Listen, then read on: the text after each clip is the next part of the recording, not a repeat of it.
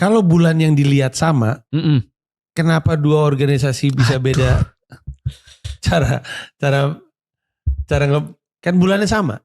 Buat saya mah itu logis aja untuk ditanyakan. Kalau bulan yang dilihat adalah bulan yang sama. Betul. Dan ya sebeda-bedanya alat yang lu lihat kan sama. Bagi Mas biasa kan? Yang gue jelasin Mas.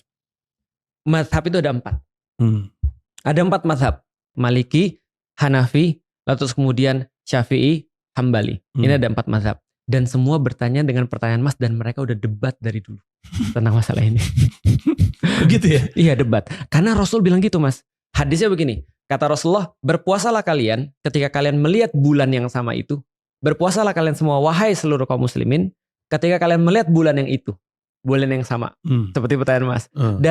Dan berbukalah Idul Fitrilah kalian ketika kalian melihat bulan yang sama. Pertanyaannya, kenapa bulan yang sama bisa berbeda? Itu ulama debat Mas. Gampangnya debat ulama-ulama ini adalah ulama Maliki, Hanafi, dan juga Hambali, kecuali Syafi'i, mereka sepakat bahwasanya satu penglihatan terhadap bulan yang sama menjadi alasan bagi seluruh dunia untuk bisa untuk mulai puasa dan Idul Fitri di hari yang sama. Problematikanya adalah pada saat itu yang bisa ngelihat problem faktualnya cuma Imam Syafi'i. Apa problem faktualnya? Bayangin Mas, kalau ada orang udah ngeliat, udah hilal nih, umumin ke semua orang kalau besok puasa, karena aku udah ngeliat hilal hari ini. Maka komunikasi yang paling canggih dan paling cepat adalah kuda. Dan kuda itu cuma bisa travel 120 km per hari. Itu pun tanpa istirahat. Artinya kalau dia sudah jalan 120 km, bro besok puasa.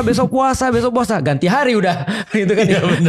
Ngapain kan dia harus gitu. Nah makanya Imam Syafi'i bilang, guys ini memang sesuai dengan dalil. Ngelihat bulan yang sama kata Rasulullah. Tapi ini tidak bisa untuk applicable di zaman ini. Mohon maaf.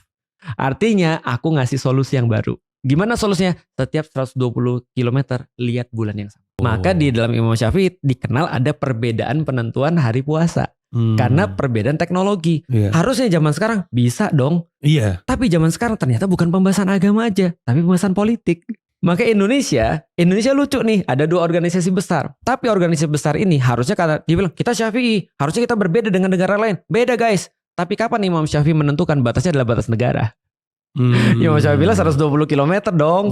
Tapi sekarang sudah ada internet, sudah ada TV, sudah ada telepon, harusnya bisa dong. Nah lebih aneh lagi sekarang yang nentuin Mabims. Mabims itu adalah ada kelompok-kelompok negara bersepakat kita bareng yuk nentuin.